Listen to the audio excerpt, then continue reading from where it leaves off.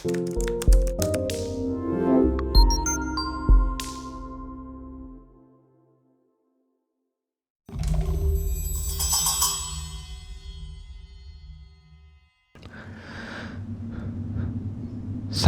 seperti ini biasanya Jakarta itu jadi kosong. Karena saya asli Jakarta, jadi saya tidak ikutan mudik. Waktu-waktu seperti ini memang agak serem karena rumah tetangga biasanya kosong semua. Ini cerita tentang kejadian beberapa tahun yang lalu. Saya membaca sebuah berita tentang rumah yang dirampok saat ditinggal mudik. Kebetulan rumah tetangga saya ada yang kejebolan maling waktu itu saat ditinggal mudik. Saya dan keluarga mungkin satu-satunya rumah yang berisi dan yang lainnya itu kosong. Bak tinggal di perumahan berhantu. Setiap jam 5 sore kami usahakan sudah berada di rumah dan mengunci pintu rapat-rapat untuk menghindari hal yang tidak diinginkan.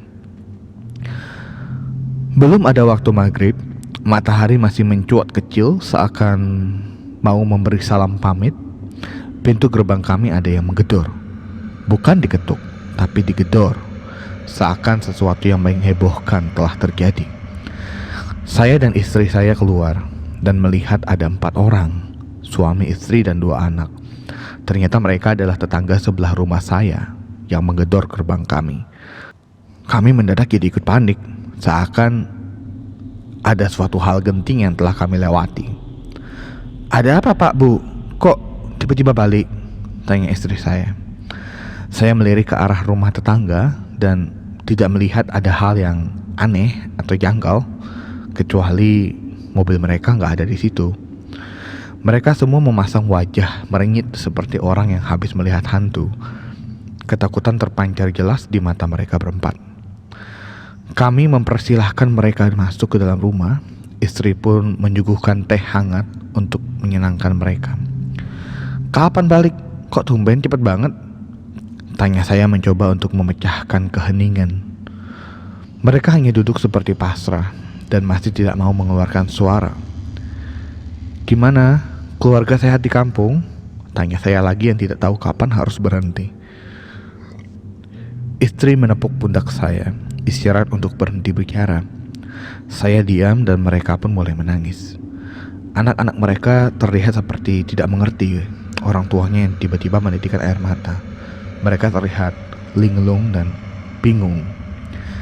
Saya yang ikut bersimpati menjadi semakin khawatir. Jujur kami bingung waktu itu. Apa sih yang sebenarnya terjadi? Setelah kejadian yang aneh dan membingungkan ini, mereka menuju keluar rumah dan pamit. Mereka pulang ke rumah mereka dan kami pun menutup pintu lagi. Masih dengan keadaan gundah hati karena dibuat bingung dan salah tingkah, kami memutuskan untuk menonton TV.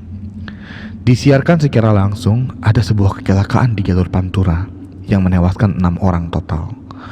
Saya melihat mobil yang mengalami kecelakaan mengadu jangkrik dengan sebuah truk bermuatan batu. Istri saya memperhatikan dan tiba-tiba berteriak, "Astagfirullah!" Saya yang kaget semakin bingung. "Ada apa, Bu? Ada apa?" "Itu, Mas, itu mobil tetangga kita," terang istriku. "Hah?" Umpatku tak percaya. Masya Allah, mulutku tak bisa mengatuk. Mereka baru saja bertamu ke rumah kami dan di TV ada mobil mereka.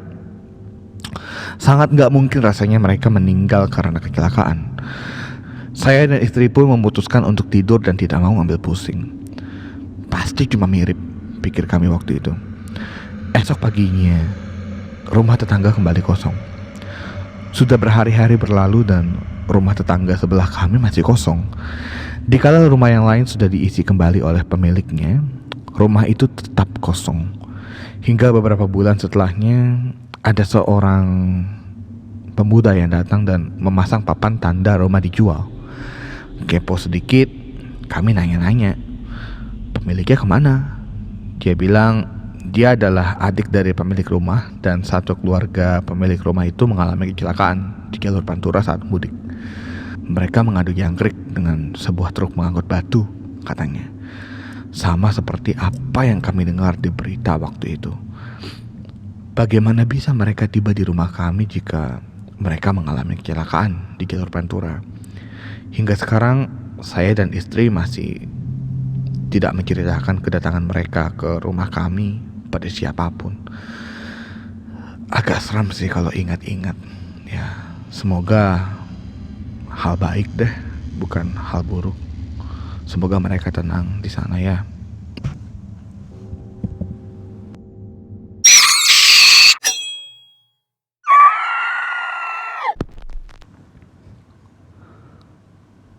Saat mudik beberapa tahun lalu, keluarga saya memutuskan untuk melakukan road trip menggunakan mobil Panther. Rencana kami adalah dari Jakarta langsung menuju Pantai Anyer di daerah barat, lalu melanjutkan ke Banyuwangi di daerah timur. Sudah terbayangkan capeknya kami seperti apa di jalan nanti. Tapi kami juga membayangkan pengalaman dan pemandangan yang akan kami temui selama perjalanan. Pasti seru, pikir kami. Terutama saya juga waktu itu cukup excited, sangat senang sekali. Kejadian seram yang akan saya ceritakan ini bermulai setelah kami tiba di kota Malang. Entah kenapa kota ini terasa begitu gelap, tidak seperti biasanya.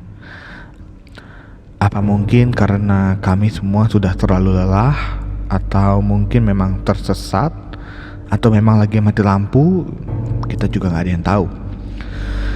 Sampai sekarang kami masih dibuat bingung jika ingat. Karena waktu yang sudah sangat tidak memungkinkan, sudah sangat larut waktu itu. Kami juga udah capek semua, terutama ayah yang menyetir. Kami mencoba untuk menginap di salah satu hotel di Malang. Sayangnya semua bangunan terlihat tutup, tanpa ada tanda-tanda kehidupan sedikit pun. Semua lampunya mati. Jadi jalanan semua gelap. Tidak ada orang satupun yang kami temui di jalanan. Karena khawatir, ayah pun memutuskan untuk melanjutkan perjalanan. Biarkanlah capek, kita terobos saja. Lampu jalan yang tadinya menyala indah sepanjang perjalanan, sekarang tidak terlihat sama sekali. Berjam-jam sudah kami berkendara dalam kegelapan, dan gimana ya, masih sangat gelap. Gelapnya itu kalau tidak ada lampu dari mobil, kita seperti orang buta. Dan sialnya, tiba-tiba saja mobil kami mogok. Tuh, kami udah putus asa waktu itu. Udah gak tahu sama sekali lagi ada di mana. Handphone dan lain-lain juga baterai sudah habis, gak bisa di-charge. Dan yang membuat kami sangat takut itu selain gelapnya yang benar-benar gelap gulita, adalah bajing loncat yang bisa tanpa kenal waktu itu ya loncat dan merampok mobil kami. Kami udah siaga, ayah udah pegang alat berat yang bisa digiring senjata, saya dikasih alat berat yang bisa digiring senjata, ibu juga. Dan bener aja, tiba-tiba kami mendengar suara langkah banyak orang berlarian. Anehnya, tidak ada sedikit pun tanda-tanda ada orang gitu. Cuma langkah kakinya doang banyak kedengaran, tapi kita gak bisa melihat ada bayangan orang ngelewatin lampu mobil. Aneh deh pokoknya. Dari tempat kami mogok itu seperti apa ya, seperti kami itu terasingkan gitu, gak bisa melihat keluar. Kami gak bisa ngelihat apa-apa sama sekali, kecuali ngedengerin langkah orang tuh lagi lari-larian berlalu lalang gitu.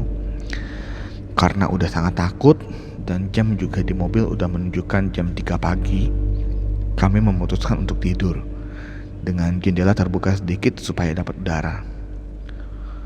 Boom! Suara keras tiba-tiba membangunkan kami. Kami panik, terutama ayah. Kita ngecek apakah ada kaca mobil yang pecah atau mobil yang penyok. Ternyata nggak ada.